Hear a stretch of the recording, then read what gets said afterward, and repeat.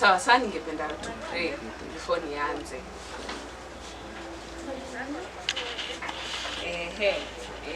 Sawa. Acha to go down for word of prayer. Father, in the name of Jesus, we thank you for this day.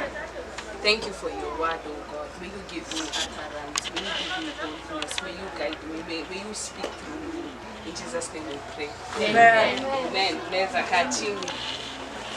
Sasa nilikuwa nataka tuongee. So nataka kwanza nianzie. Sijui pali penye nitaanzia. God tu anisaidie. So nataka kuambia kwanza kitu. Nani anaweza niambia Christianity ni nini? Christianity ni nini? Na watu ile ojumko huko hakuna kupiga kelele. Mwenye atapiga kelele tutakaa ataka hapa tupreach na yeye. So ndio na discipline. Nani anaweza niambia Christianity ni nini? Religion. Kupenda Mungu.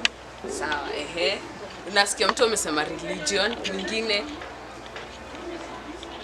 tuko active ni class. Christianity ni nini? Siborani mwenyewe. Birthday girl. Christianity ni nini? Ni religion. Sawa, acheni niwaambie. Religion ni nini? Christianity. We understand Christianity ni kufollow njia na steps zenye Christ alilei. Amen. Sasa naona most of you mko correct na most of you hamko, so mko 50-50. So acheni nianze kwanza na kusema word ya God inasema that disciples waliitwa first Christians at Antioch. Na kwa nini waliitwa Christians? Kwa sababu wasi waliwaangalia wako na wanakaa Christ, si ndio? Na kukaa kama Christ ilikuwa nini? Walikuwa wanafanya vitu zenye Christ walikuwa wanafanya, walikuwa na hiyo love yenye Christ alikuwa nayo, walikuwa wana heal vile Christ alikuwa na heal, walikuwa na open blind eyes vile Christ alikuwa na do. Yani walikuwa wanafanya exactly kenye Christ alikuwa anafanya, ndio wakaitwa Christians, si ndio? So Christianity si religion. Religion naweza define religion as attempt ya man to make it bila God. Like religion ni anything that haina God. Me even ndo na define religion. So siwezi define Christianity as religion because Christianity waliitwa Christians kwa sababu walikuwa nakaa Christ. Meaning that everything that they did walikuwa naifanya kama Christ na hawangeifanya kama Christ bila Holy Spirit. Juu Christ alikama kaongelesha akawaambia ni necessary mimi niishie. Kwa nini? Juu nikienda kutatumwa Holy Spirit who is the helper, mwenye atawa guide into all truth, mwenye atawa teach all things. So lazima Holy Ghost angekam ndio wasiwa kuweka Christ. So Christianity is an experience. Christianity ni kama vile Jose amesema ni kukua kama Christ. Hallelujah. So every time tukikama hapa hivi church, imagine unakam kutuonyesha maisha ya Christ juu uko ka Christ. Mwingine anakam kutuonyesha maisha fulani ya Christ juu uko ka Christ. Yani kila mse analeta together maisha zetu za Christ pamoja, and then Christ anakuwa glorified. Sijui kama mna get. In that hatuwezi sema mnajua hii building ni bomolewe, bado tunaweza come church. Kwa nini? Juu church si building. Church ni sisi, church ni a gathering. Na sisi ni nani? Sisi ni Christians, meaning we are Christ like. So every time tukikuja pamoja lazima ikuwe an experience. Sijui kama mnani get. Like lazima mse atoke na kitu, mse atoke na maisha yako ya Christ yenye imekuwa revealed kwako. Mwingine atoke na maisha ya huyu ya Christ. Sijui kama mnanipata. Like place yenye ulikuwa ufai kuwa uko hiyo place juu tumekam together as a gathering. Watu wa media na waongea tunaongea. So mnaelewa? Amen. So me nilikuwa na leo nikijaribu kumeditate ni word gani nda preach. Hii Sunday kuna word yenye likam kwa spirit yangu yenye nataka kushare na nyinyi. Na mimi nataka Holy Spirit awapatie understanding beyond kenye nitaongea. May the Holy Spirit minister to you. Kwa sababu yeye ndo anaweza kuministeria vile mimi siwezi. Mimi naweza sema only so much, but he can do extremely exceedingly abundantly. Hallelujah. So ningependa tufungue Ephesians chapter 4 verse 29. Miriam nimefurahi sana kuona happy birthday. Miriam amekuwa mkubwa. Imagine ako 17. Juzi tu alikuwa 10 years tulikuwa tunambeba tukiwa ile base. Miriam amekuwa mkubwa sana. Happy birthday Miriam. So Ephesians chapter 4 verse 29. Holy Ghost anisaidie. Hata sina notes juu, yani notes pia zilikataa kuandikika. So may the Holy Spirit give me utterance. Nataka tuelewe, si ndio watoi pia nyinyi mko class. So tuko class si wote. So Ephesians chapter 4 verse 29 ndasoma. Version ya kwanza inasema, let no corrupt communication or let no corrupt word proceed out of your mouth, but what is good for necessary edification, that it may impart grace to the hearers. Acheni nisome na amplified, inakuanga refu, but hii ndio you explain vizuri. Inasema, let no foul or polluting language, nor evil word, nor unwholesome or worthless talk ever come out of your mouth, but only such speech as is good and beneficial to the spiritual progress of others, as is fitting to the need and the occasion, that it may be a blessing and give grace, God's favor, to those who hear it.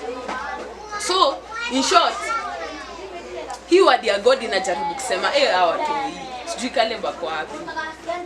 Sawa tu. Nini wazimu nini? Sawa, watu hii nataka mkae chini. Sitaki msumbue. Hakuna kutoka toka. Ukishaingia umeingia, hakuna kutoka nje. By the way nisione msee akitoka toka. Sawa. Acheni ni repeat tena. Let no foul or polluting language, nor evil word, nor unwholesome or worthless talk ever come out of your mouth, but only such speech as is good and beneficial to the spiritual progress of others, as is fitting to the need and the occasion, that it may be a blessing and give grace to those who hear it. So according to Ephesians chapter 4 verse 29, inatu bring kwa place ingine nilikuwa nasoma hii word, nilikuwa na share na beshte yangu fulani, that hii word inatu bring to a certain realization that kuna vile unaweza ongea, kuna vile unaweza ongea word yenye ni ya season, word seasonal. Kuna vile unaweza ongea word yenye iko necessary at that particular season, yenye inaweza minister grace. For example, hii word inamaanisha nini? Inamaanisha tuseme mimi for example nimefiwa. Word ya God inasema that unaweza kuwa na consecration fulani kwa mdomo yako to extent yenye ukienda kuongea word yenye unasema ni necessary. Yani ni amplified imesema that ni beneficial to the spiritual progress and as is fitting to the need and the occasion. That kuna word yenye unaweza speak na iko fitting kwa that need na kwa that occasion. Like huyu msee Kenya anapitia, Kenya una speak ina match na hiyo need na ina match na hiyo occasion na inakuwa yani inakuwa profitable in that inamfanya akue a develop spiritually na pia ina impact grace. Hallelujah. Grace ni nini? Class tena. Grace ni nini? Tuna preach si wote. Juu sasa ngoja kunipeni wote. Sasa tuna preach si wote. Grace ni nini? Divine enablement. Ndio itwe divine undeserved favor. Ndio itwe divine and enablement ama undeserved favor inamaanisha nini? Inamaanisha that it is supernatural. Ni the supernatural inakami na kufanya something natural. Si mna get? That is grace. Grace ni anything yenye inakufanya ufanye kitu natural yenye haungeweza kufanya bila effort yako. Divine enablement, supernatural favor, undeserved favor. Mna get? So imagine word ya God inasema that kuna word yenye unaweza speak minister hii favor, minister hii divine enablement kwa msee. Hallelujah. Hii word tuingie Proverbs 18, I think ni 21 ama 20 hapo. Inasemanga that life and death is in the power of the tongue, and those who love it will love its fruit. So manze hii word ikinikamia nilikuwa nakamkuona that as Christians, or rather some of us, most of us, if not all of us, tumefika tuko place yenye yes tumeokoka, yes tuna speak in tongues, yes tuko place yenye tunajiita Christians, watu wenye wanakaa Christ like, but hatujajua kuongea. In that vile unaongea, as Ephesians chapter 4 verse 29 inatuambia words zako hazi impart grace, words zako hazi lead to the spiritual progress of another person, words zako hazikui fitting to the need or to the occasion. In that unaweza bonga words zenye msee anashindwa okay hiyo ni necessary aje ya hiyo occasion. Mnanipata? So Paul alikuwa anaandikia the Church of Ephesians, church yenye mimi bedeni kusoma the book of inakuanga deep sana. Na mimi inanionyesha that hii ni church yenye walikuwa wanaweza ku receive spiritual things. Na Paul anakama anawaambia let no corrupt or foul word ipatikane imetoka kwa mdomo yako. But anawaambia mwache tu word yenye ni necessary, yenye ni fitting for that occasion, word yenye ina lead to the spiritual progress of others, word yenye ina impart grace, ndio word yenye itoke kwa mdomo yako. Hallelujah. And then what kwa Proverbs inakama inasemaje that power, life and death is in the power of the tongue. Na inaendelea hapo chini kisema that those who love it will eat the fruit of it. Meaning that wewe mwenye unapenda kubonga, angalia ni nini una release. If una release the fruit of life or the fruit of death. Mimi sijakam kusema ati kwa unakuanga talkative si poa ama nini. But najaribu kuambia that the power of life or death is in the tongue. To extent yenye you can discipline, unaweza discipline mdomo yako, rather unaweza discipline tani yako to the extent yenye words zenye una speak. Kwa Ephesians 4:29 inasema zina impart grace.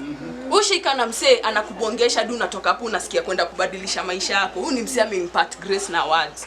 Ushaongea na msee anakuambia kitu yenye exactly ulikuwa unataka kusikia. Yaani haukuwa nayo kwa akili. Tuseme huko umekama ukijipanga ati natafuta msee mwenye ataniambia hivi. Hapana, but umekaa na msee fulani akakwambia kitu huko una expect but imekuwa fitting for that occasion, for that need. Kuna mtu anaweza kama kuongelesha na vile atakubongesha, hiyo kitu itakufanya udevelop spiritually, ili to spiritual progress yako. Sana ndio place yenye tunafaa kuoperate from as Christians. In that mdomo yetu inafaa kuwa, for lack of a better word, chance inafaa kuwa imeokoka to extent yenye ukibonga na msee anatoka hapo kama one spiritually ameprogress, two amepata kitu yenye alikuwa na need for that occasion, na number 3 amekuwa imparted grace, amekuwa na grace. Kama kuwa na prayer amepata grace ya kupray, kama hakuwa na doa amepata grace ya wealth, kama kwa yani una impart grace, una impart a certain supernatural ability kwake yenye inamfanya aishie juu amehia. What you hear matters. Juu kenye unasikianga kama vile the eyes the gateway to the soul, pia the ears zinaingia zina hiyo information inaenda mahali. Mnani get? So kenye unasikia acha niwaambie, kuna hiyo word yenye iko kwa Romans inasemanga by the heart we believe and then through the mouth we speak. Kwa nini lazima ubelieve kwa heart alafu speak? Kwa sababu faith inakuwa complete when you speak. Because when you speak ndo una minister life ama ndio una minister death. Sijui kama mnani get. So meaning that na ndio ubelieve kwa heart yako ni nini imekam hearing. Word ya God inasema that faith cometh by hearing and hearing by the word. Una hearaje? So una hear na masikio. Yani like ndio component yenye inaingiza info alafu una hear. Naelewa. So word ya God inakama inasema that when you hear inaleta faith. Na hiyo faith ikikam lazima uispeak ndio ikuwe complete. Hallelujah. Amen. Hallelujah. Lakini ukinielewa mseme tu amen. Amen. So kenye unasikianga ina matter because what you hear ndio ita result to what you speak. Na what you speak iko na power ya ku minister either life ama ku minister death. Hebu tuingieni James chapter 3. James chapter 3. Mnyamaze hivyo. James chapter 3 ni verse refu. Acha nianzie from verse 2. Inasemanga for we all stumble in many things. If anyone does not stumble in word, he is a perfect man, able also to bridle his whole body. James ana to bring to another understanding ya sisi wote tuna stumble in many things. Wewe vile unakoseangwa ndivyo vile unakoseanga mse mwingine. We all stumble in many things. But anasema mwenye stumble in word, he is a perfect man. Hallelujah. Amen. And then ana sasa tuendelee verse 3. Nasema indeed we put bits in horses' mouths that they may obey us and we turn their whole body. Look also at sheep. Sasa nataka tukisoma word, watu hii mnyamaze kabisa. Nataka tukisoma word, to imagine word. Sijui mimi napendanga ku create your picture. Sasa we imagine amesema we put bits in horses' mouth. Sijui kama mshaona horse imewekwa kitu kwa mdomo ndio ikuwe controlled. Sasa nataka create your picture. Twende next verse inasema look also at sheep. Ebu look at a sheep in your mind. although they are so large, nataka imagine zile ships zinakanga kwa maji for like 3 months, zile ma Titanic before zifike place zinafika. But the God inasema although they are so large and are driven by fierce wind, that a ship ni kubwa hata nyumba ni ndogo. Hiyo ship inakuanga kubwa sana kabisa. And then what the God inasema that inakuwa driven by fierce winds. But inakama inasema they are turned by a very small rudder wherever the pilot desires. Imagine kuna captain wa hiyo ship mahali anakuanga na rudder, inakuanga hiki ya kuendesha ship, watch ma movies ako ka kitu. So the God inasema hiyo kitu ina as much as vile ni mighty, in as much as vile inakuwa inafanywa move na mighty winds. But bado what the God inakama inatuambia but kuna kitu fulani ndogo inaitwa rudder ako ka kitu. In that bila ako ka kitu hadi windi kuefia saje, hadi kuwe kubwa aje, haiwezi move na direction yenye inafaa kumove. Mnanielewa? In that hiki kitu kubwa, hiki kitu yenye inakuwa inachapwa na a mighty force ndio imove, inahitajika kitu kadogo ndio idirect. In that bado ita move. Hebu imagine. Nataka imagine ni ship na haina hiyo kitu ya kucontrol, and then wind imekuja na maji imekuja ichape, si of course ita move, si ndio? But haita move in the direction yenye inafaa kumove. Kwa nini? Juu kuna kitu moja ndogo yenye inafaa kuistia, yenye inafaa kuidirect, yenye inafaa kuiweka kwa line. For example, indo line ina lead maybe to maybe wako kwa Indian Ocean wanaenda kwa ni Asian continent ya Asia, wanaenda hivyo, labda indo line inahitaji hata kama wind inakuja forcefully aje, hata kama kitu ina move na maji aje, kuna kitu ndogo yenye lazima point kwa hiyo direction. So the God inakama inatuambiaje that even so the tongue, that God anakama anapeana such anapeana hizi, unajua the God inasema that all scripture has been given by the inspiration of God. Kwa hivyo inamaanisha that ni God through men ndio alikuwa anaandika hii word. So mimi nikisema God anajaribu kutushow ni God through James, achana na mtoto. Hapa kuna mtu ndamchapa alafu mtajua sichezangi. So what the God inasema even so the tongue is a little member and boasts great things. See how great a forest is. See how great a forest a little fire kindles. In that what the God inakama inasema that even so the tongue, meaning that wewe adu kuwe mbigi aje, wewe adu kuwe strong and mighty, ukuwe ule mse una lifting weights, mwili imejaa, ukuwe unaforsiwa, kuna ni kama hiyo boat vile inachapua na winds na inachapua na maji ndio imove. Kukuwe na spirit force gani ina kumove. Kuna kitu moja yenye usipoiweka in line, usipoiweka vile inafaa, hiyo kitu ndio ina direct the whole being. Mnanipata? In that mwili yako, tuseme mwili yako ndio hiyo ship. And then hizo winds na hizo forces tuseme maybe ni life, maybe ni Holy Spirit, tuseme hizo vitu zote. So what the God inasema that and the tongue is a flame of fire. Hata nimesahau nilikuwa nasema in as much as uko na voice box bado unahitaji tongue. Kwa nini? Because the tongue, nilikuwa naona interesting facts about the tongue. Na nilikuwa naona one thing about the tongue is that ina control air. Mnakumbuka tukiwa kwa Kiswahili high school, nyi wote hapa mlikuwa 844 before CBC. Mnakumbuka tukisoma zile masijui kaka gumu, kaka laini, tulikuwa tunaambiwa that kuna vile ulimi ikishika sijui wapi ndio inatoa sauti sijui la ama ba. Si ndio? And then kuna sijui ulimi kirelax sijui aje inatoa sauti sijui ka ama za hizo. But sasa Kenya ilikuwa inajaribu kutushow ni that because of the tongue ndio maana tunaweza toa different vowels. Hallelujah. So what the God inakama inasema that vile hiyo ship ni mighty.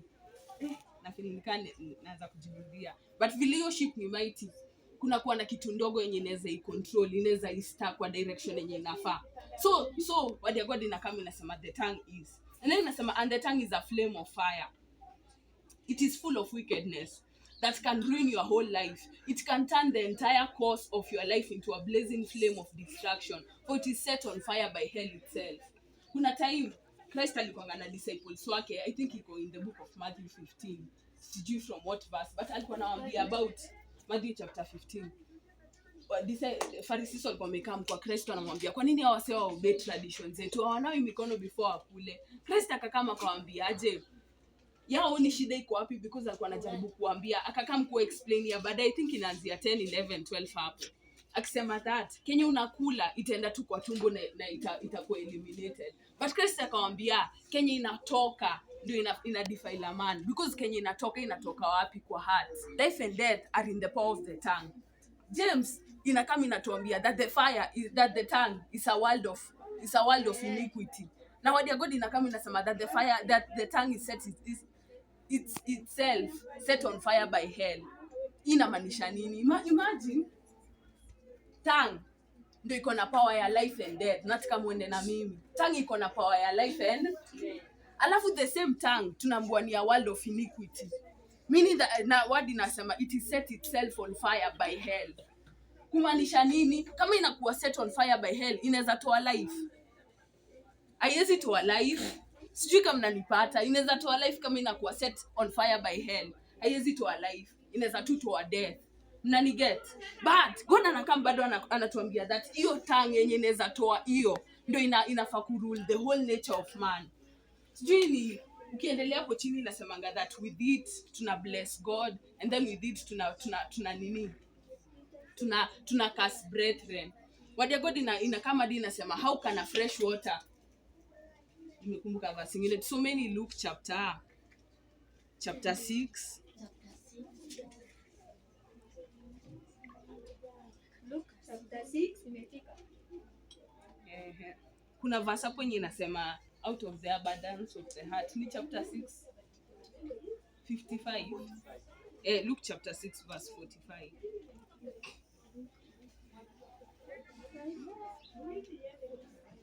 Imefika. Acha nianzie 43. Inasema a good tree cannot produce bad fruit, and a bad tree cannot produce good fruit.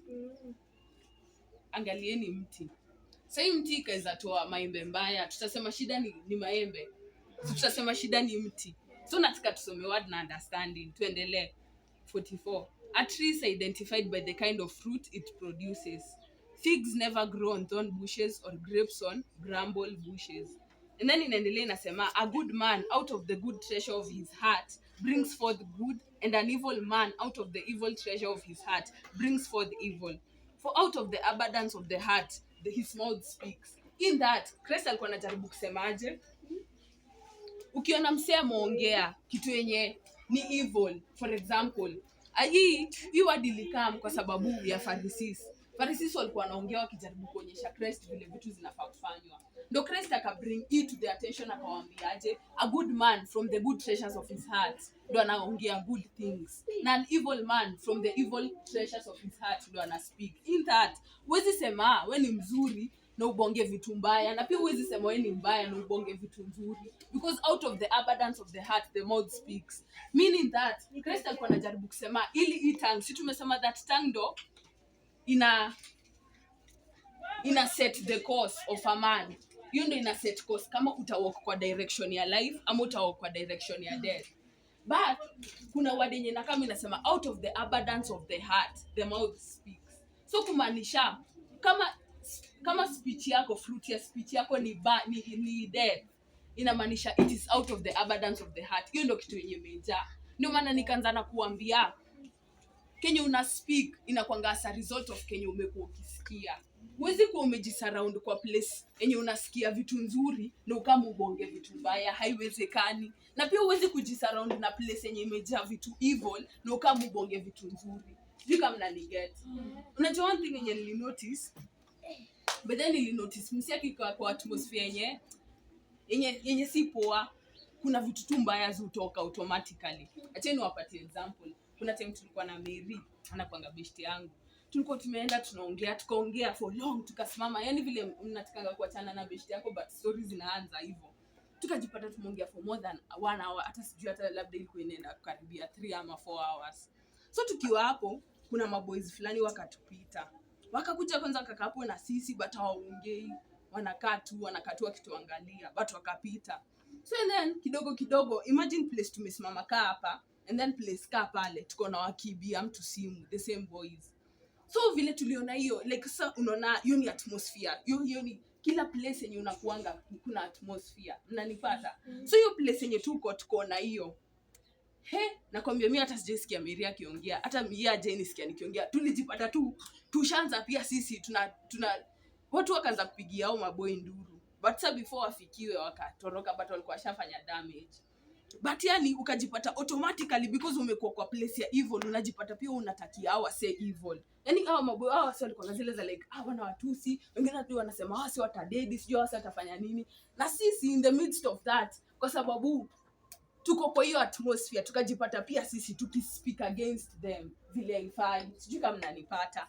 But ilikuanga kwa nini? Tulikuanga kwa hiyo atmosphere na kuna kitu yenye tulikuwa tunasikia ikisemwa kuwahusu. So the more tunasikia hiki kitu ikisemwa kuwahusu, ina create kitu kwa hati yetu yenye tunajipata pia sisi tumesema ayo pia hawafai kuishi sijui nini hivyo. Mnaniget? But ili kama as a result of nini, tulikuwa place fulani yenye tunasikia vitu fulani. Kenya najaribu kuwa show ni that everywhere place yenye uko ama kitu yenye unalao kusikia ndio ita determine kitu yenye itatoka.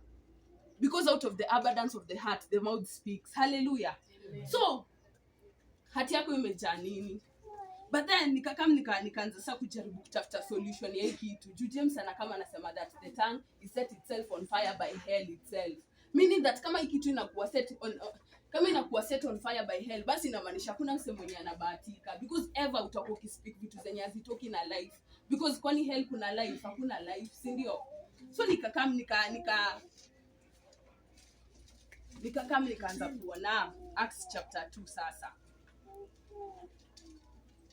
Acts chapter 2 inakwanga story ya vile Holy Spirit alikam kwa the early church. Lord ya God inasema that they were all for the upper room in one accord. And then Lord ya God inasema that and there came a wind and it flow like a mighty, there came a sound like a mighty rushing wind. And then Word ya God inaendelea, I think ni from verse 3 ama ni 2-3 hapo, acha nifungue. Acts chapter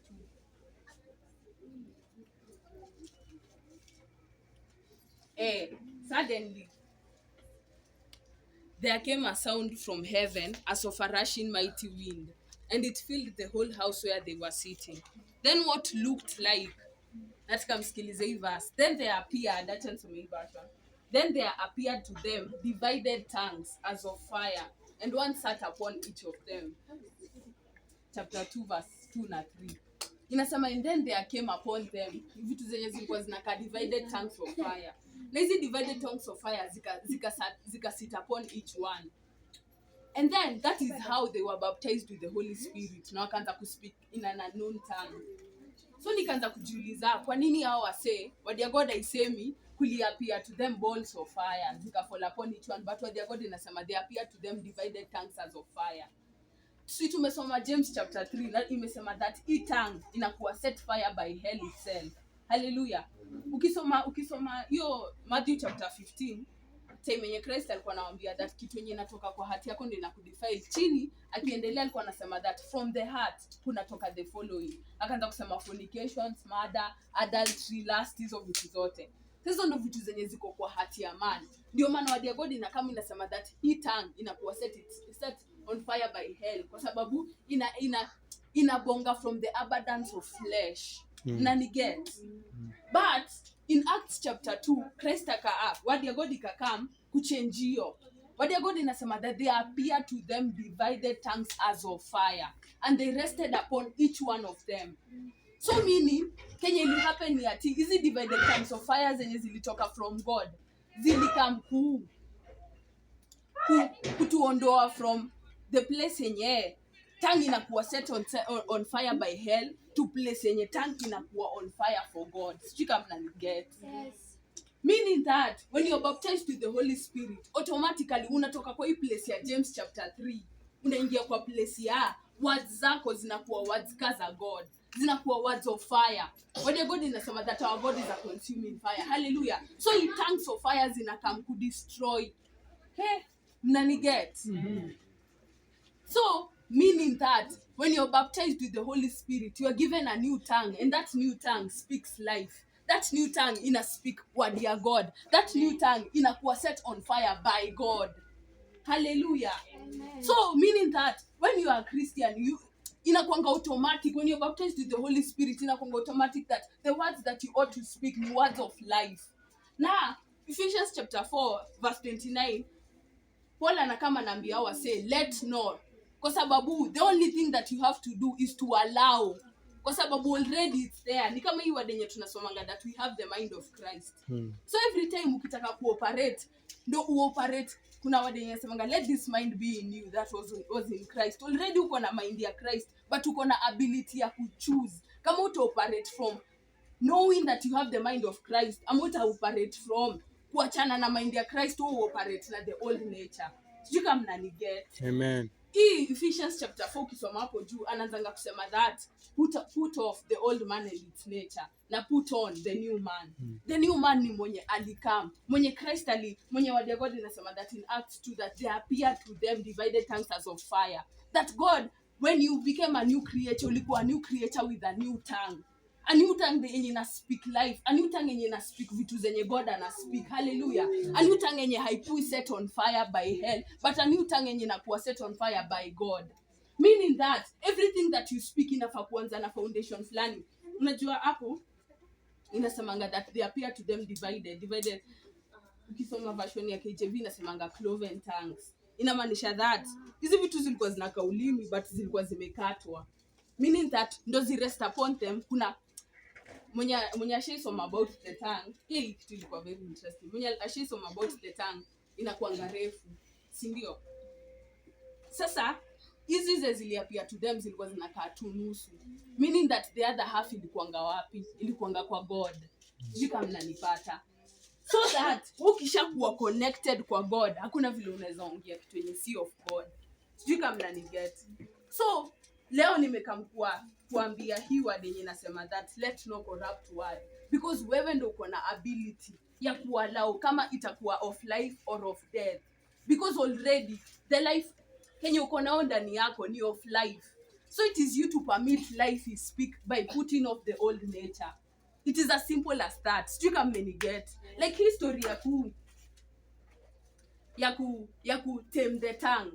Si like ati unakaa chini unaanza daily, but it is by ku take up nature ya Christ ndo taming the tongue. Because the more you take up Christ, unakuwa ka Christ, unaanza kuspeak vitu za Christ. Kuspeak vitu za Christ ni kuspeak love. Word ya God inasema in 1 Corinthians 13, I think ni 1 Corinthians, love ni patient, love ni kind, love ni hizi vitu zote. Meaning that adi words zote zenye una speak ni hizi zimekuwa baptized in love. Sijui kama mnaniget. So nani ameget kitu yote yenye nimesema? Sawa. Ningependa kuachia hapo. So ningependa tusimame.